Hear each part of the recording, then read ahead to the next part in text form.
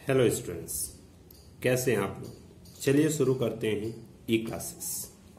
देखिए स्टूडेंट्स, आज हम NCERT class 7th chapter number 5 acids bases and salts की स्टडी करेंगे। आपको पढ़ाएंगे, समझाएंगे, आप उसकी नॉलेज लीजिए और बुक्स भी स्टडी जरूर किया कीजिए। तो चलिए शुरू करते हैं। सो स्टूडेंट्स, हम इसके जस्ट पहले वाले क्लास में एसिड बेस के बारे में पढ़े थे। देखो, एसिड के बारे में एक बार फिर से जान लो। ऐसी चीजें जो स्वाद में खट्टा हो, और कुछ इंडिकेटर्स हैं। इंडिकेटर में मैंने आपको टर्मेरिक, लिटमस पेपर और चाइना रोज यानी गुड़हल का फूल, इन तीन के बारे में बताया था कि इन इंडिकेटर्स का यूज करके हम पता लगा सकते हैं कि कौन सा सॉल्यूशन या मटेरियल एसिडिक है। एंड इसी तरह से अगर हम बेसिक की बात करें तो इन्हीं इंडिकेटर से हम किसी भी मटेरियल्स का बेसिक पता कर सकते हैं। इसके अलावा और एक इंपॉर्टेंट फैक्ट ये जान लीजिए कि इनकी एसिडिक वैल्यू और बेसिक वैल्यू बताने के लिए एक हमारे साइंटिस्ट ने पैमाना रखा है, मेजरमेंट रखा है, जिसका नाम है pH. P for potential, H यानी हाइड्रोजन। हाइड्रोजन की कैपेसिटी बताता है, हाइड्रोजन की पोटेंशियल बताता है। तो देखिए ये चीज ध्यान देना कि जब किसी भी मटेरियल का पीएच वैल्यू 0 से लेकर के, 0 तो कुछ होता नहीं, 0.1 से लेकर के 6.9 यानी 7 से थोड़ा कम तक होता है, तब तक हम उतने वैल्यू को बोलते हैं एसिडिक वैल्यू। और ध्यान रखिएगा, जितनी कम वैल्यू होगी उतनी ज्यादा एसिडिक होगी, जितनी ज्यादा वैल्यू होगी उतनी कम एसिडिक होगी। तो ज्यादा एसिडिक के लिए 0 के पास वाली नंबर होंगे और 7 के पास वाला जो नंबर होगा वो ज्यादा कम एसिडिक होगा। उसी तरह से बेसिक की जो वैल्यू होती है 7.1 से लेकर के 14 तक होती है। यानी कि 7.1 से जैसे जैसे हम बढ़ते जाएंगे बेसिक बढ़ता जाएगा। तो फिर 7 नंबर क्या होता है? जो 7 नंबर पीएच वैल्यू होती है वो होती है न्यूट्रल।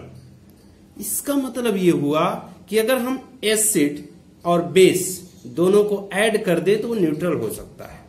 ऑफ कोर्स होगा। चलिए हम आपको यहां पे समझाते हैं। तो हम आपको कुछ टेबल और टेस्ट के लिए दिए थे कि आप एक टेबल बनाइएगा, उसमें कुछ एसिडिक मटेरियल लिखिएगा और उसका जो स्वाद आप जानते हो तो स्वाद लिखिएगा।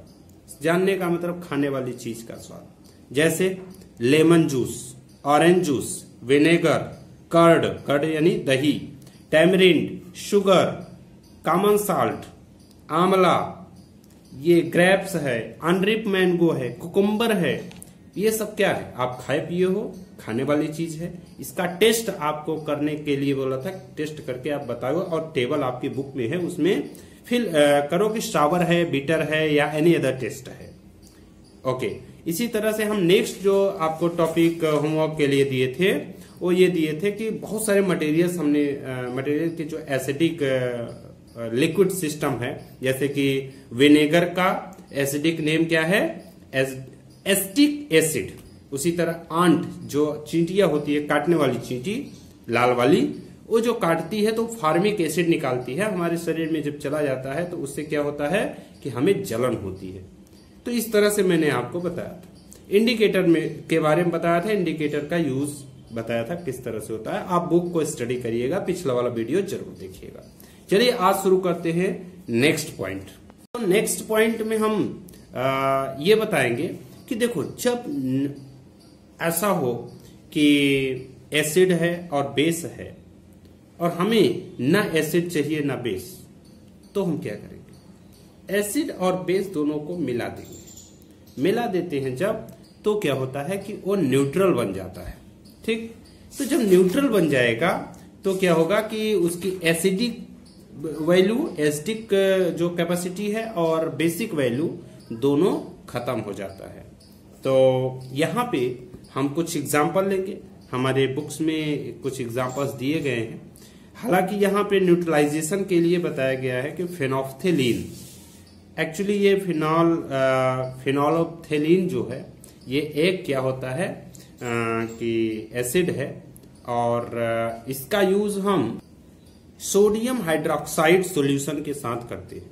सोडियम हाइड्रोक्साइड सॉल्यूशन और फेनोफ्थेलीन दोनों को मिला देने से क्या होता है कि इसका कलर चेंज होता है, और कलर चेंज होने के बाद दो चीजें बनती है, ना एसिडिक रह जाती है ना ही बेसिक रह जाती है। दोनों को बदल देने के बाद जो रिएक्शन होता है उसमें पहला नंबर वाटर बनेगा, दूसरा नंबर साल्ट बनेगा, नमक, और तीसरा नंबर हीट निकलेगा। ठीक है, तो ये सिस्टम होता है कि अगर हम कभी भी किसी भी चीजों में एसिड और बेस मिला देते हैं तो हीट, वाटर और साल्ट बनता है। तो चलिए हम बुक में ही देखते हैं कि क्या लिखा हुआ है और किस तरह से इसका डेफिनेशन होती है, आगे की प्रोसेस होती है। इसके अलावा यह भी जानेंगे कि एवरीडे लाइफ में क्या होता है। तो देखिए क्या लिखा हुआ है, the reaction between an acid and a base is known as neutralization. मतलब अगर एसिड और बेस का रिएक्शन कराया जाता है तो उसको न्यूट्रलाइजेशन कहते हैं। A salt and water are produce in the process. इस प्रोसेस में क्या निकलता है, साल्ट और water with the evolution of heat, यानी उसमें हीट भी निकलता है। देखो एसिड और बेस को अगर हम ऐड करते हैं, रिएक्शन कराते हैं, तो साल्ट निकलेगा और वाटर, हीट भी निकलेगा। The following reaction is an example. कैसे एग्जाम्पल कर सकते हैं, हाइड्रोक्लोरिक एसिड हम आपको स्कूल के लैब में बताएंगे। HCl और सोडियम हाइड्रोक्साइड को मिला करके, सोडियम हाइड्रोक्साइड और HCl मिला देने से क्या बनता है, सोडियम क्लोराइड जो कि कॉमन साल्ट होता है, नमक होता है, और H2O वाटर होता है। ठीक है, तो अगर आप सल्फ्यूरिक एसिड को लाइम वाटर के साथ मिलाते हैं तो क्या होता है। देखो स्टूडेंट, सल्फ्यूरिक एसिड भी एक एसिड है और लाइम वाटर एक बेस है। दोनों को मिलाएंगे तो सेम यही चीज निकलेगा जो यहां पे निकला है। ठीक, इसके अलावा और क्या है, in neutralization reaction a new substance is formed, this is called salt. Salt may be acidic, basic or neutral in nature. Thus, neutralization can be defined as। तो ये डेफिनेशन है, ध्यान से डेफिनेशन देख लीजिए। तो मतलब ये हुआ कि इस न्यूट्रलाइजेशन प्रोसेस में साल्ट बनता है। साल्ट एसिडिक हो सकता है, बेसिक या न्यूट्रल। वैसे जो एसिडिक होता है बहुत कम एसिडिक होता है, बेसिक होगा तो बहुत कम बेसिक होगा, और न्यूट्रल होगा तो न्यूट्रल तो 7 उसका pH वैल्यू होती ही है।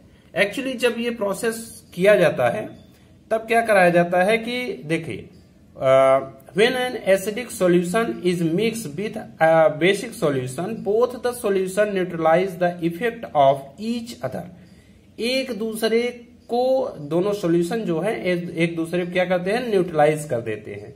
When an acid solution and a base solution are mixed in suitable amount, जब एसिडिक सॉल्यूशन और बेस सॉल्यूशन दोनों एक सुटेबल अमाउंट में मिलाया जाता है, तो both the acidic nature and the acid and the basic nature of the base, मतलब एसिडिक नेचर जो एसिड का होता है और बेसिक नेचर जो बेस का होता है, आर डिस्ट्रॉयड, खत्म हो जाता है। The resulting solution is neither acidic nor basic. जो सॉल्यूशन होता है ना एसिडिक होता है ना ही बेसिक होता है। Touch the test tube immediately after the neutralisation.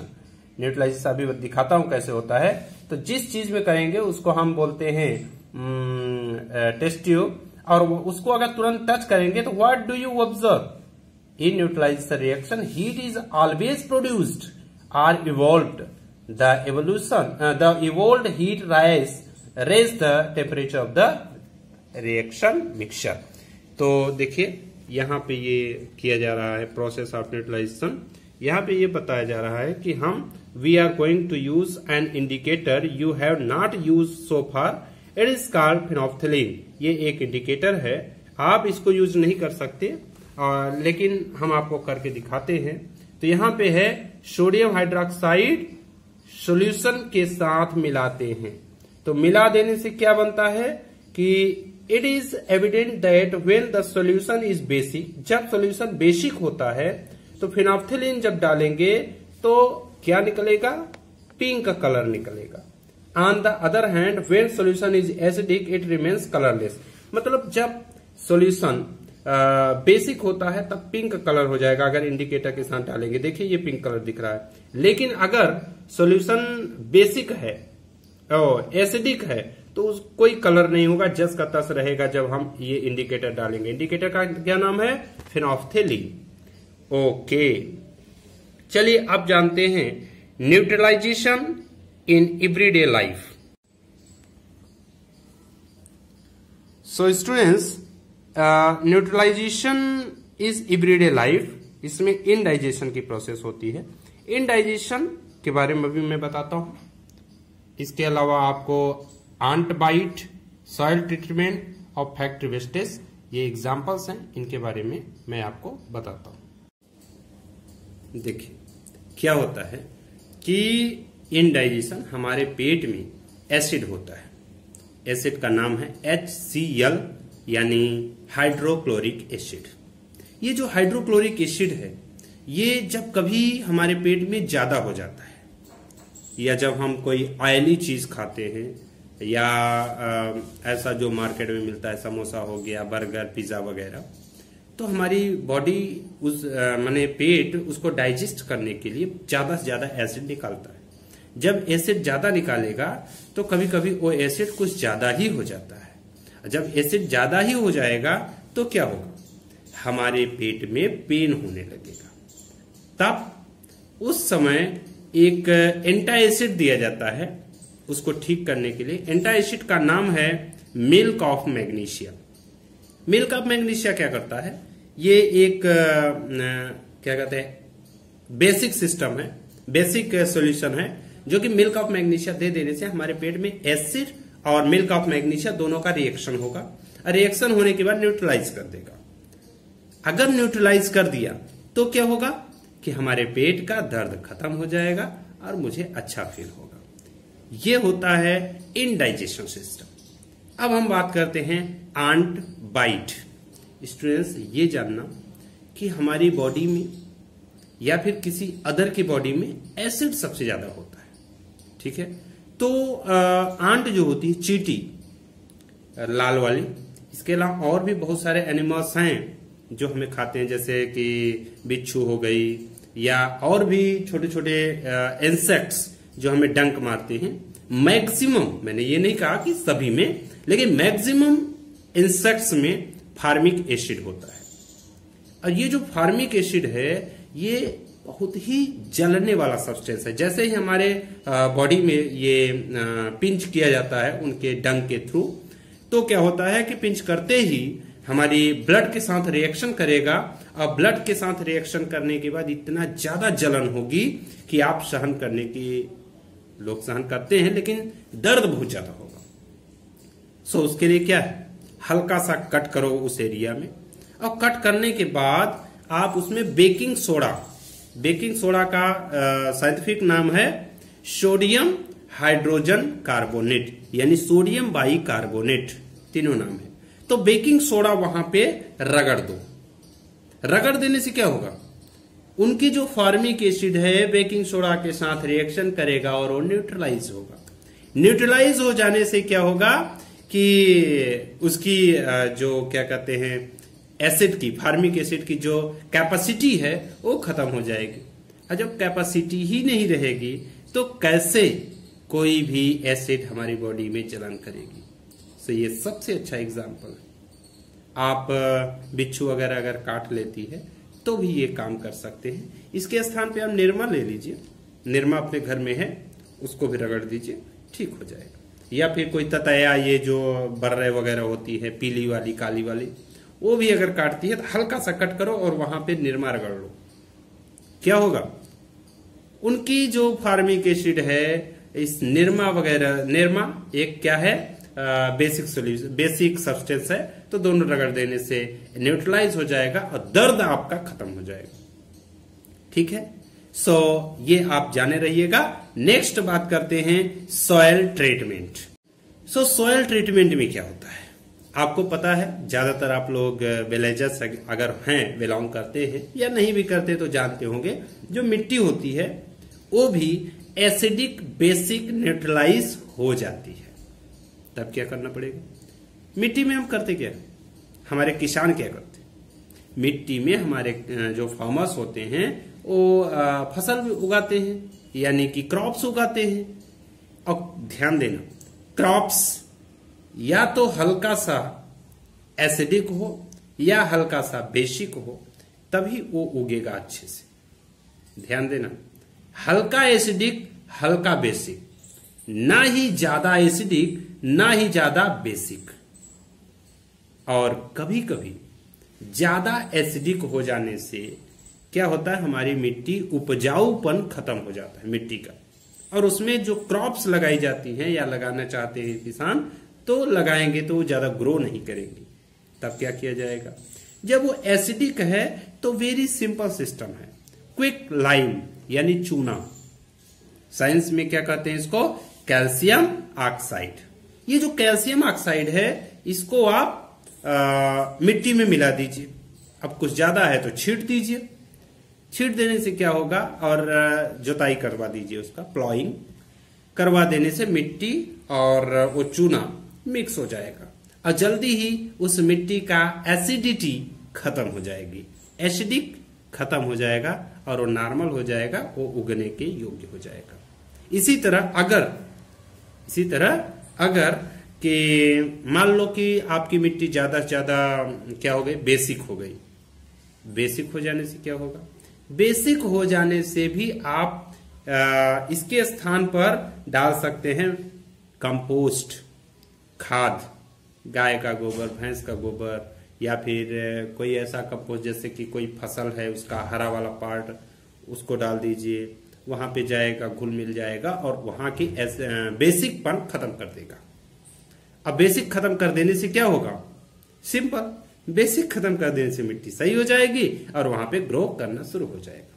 इसके अलावा फैक्ट्री में जो वेस्टेज निकलते हैं, बहुत सारे एसिडिक वेस्टेज निकलते हैं, उन एसिडिक वेस्टेज को गवर्नमेंट का ऑर्डर है कि आप इसको न्यूट्रलाइज करिए।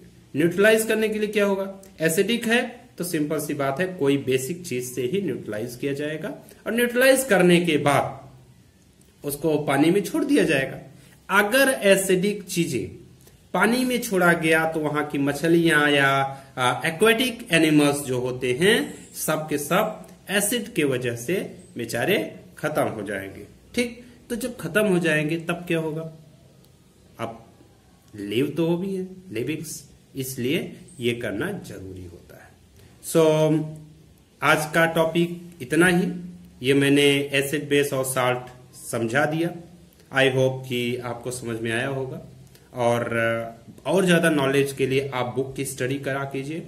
बुक का जिस समय स्टडी करेंगे आप, तो क्या होगा कि बहुत सारे आपके माइंड में क्वेश्चंस उगेंगे, आप कमेंट करके मेरे से पूछ सकते हैं, मैं आपका रिप्लाई जरूर करूंगा। और थैंक्स फॉर वाचिंग। आपको वीडियो अच्छा लगे तो लाइक करिए, सब्सक्राइब करिए और हाँ, शेयर जरूर करिए अपने फ्रेंड्स के साथ, जिससे कि ज्यादा से ज्यादा लोगों के पास ये वीडियो पहुंचे और उन्हें भी नॉलेज मिले। Thanks for watching again.